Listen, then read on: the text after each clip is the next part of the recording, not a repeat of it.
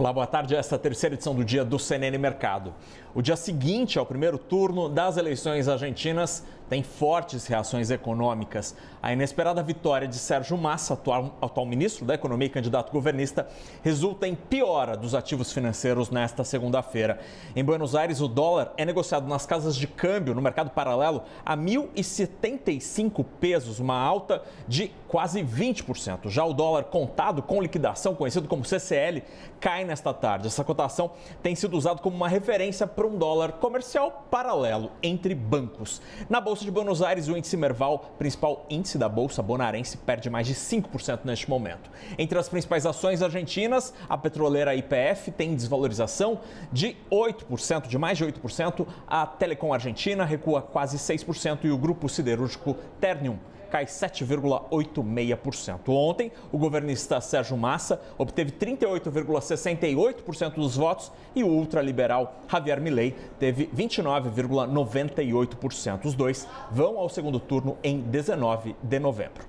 Aqui no Brasil, a semana começa relativamente tranquila. O dólar opera em queda nesta tarde, e chegou a ser negociado abaixo de R$ 5,00 em R$ 4,99, bem pertinho do meio-dia e meia. Na Bolsa, o principal foco está na Petrobras. A estatal anunciou hoje mudanças na governança da empresa. Em uma nota aos acionistas, a empresa diz que revisou a política de indicação de membros da alta administração e do Conselho Fiscal. Também foi proposta a criação de um fundo com recursos que poderiam ser usados no futuro para o pagamento de dividendos, entre outras razões. A primeira reação do investidor foi bastante negativa e, como você vê na tela, as ações da Petrobras estão caindo quase 5% neste momento na B3. O banco Goldman Sachs cita que a mudança nas regras de indicação podem abrir espaço para a nomeação de pessoas politicamente expostas, ou seja, indicações políticas. Sobre a proposta de criação de um fundo, o Goldman Sachs prevê que a medida deve reduzir o pagamento de dividendos aos atuais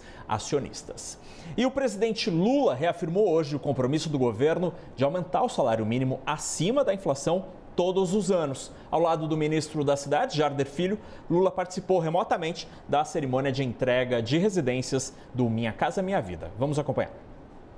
Eu digo sempre, já, por conta de uma profissão, por isso que eu acho que a meninada tem que aprender uma profissão, porque por conta de uma profissão, eu fui o primeiro filho de 8 da minha mãe a ter uma casa própria. Eu fui o primeiro a ter um carro. Eu fui o primeiro a ter uma televisão. Então, porque a gente foge do salário mínimo, é por isso que nós temos que aumentar o salário mínimo todo ano.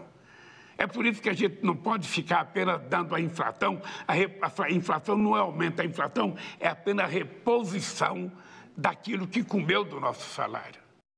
Às 5:45 da tarde eu volto com a última edição do Dia do CNN Mercado, fechamento desta segunda-feira. Agora é hora do Bastidores CNN, hoje com Renata Agostini e Tainá Falcão. Boa tarde.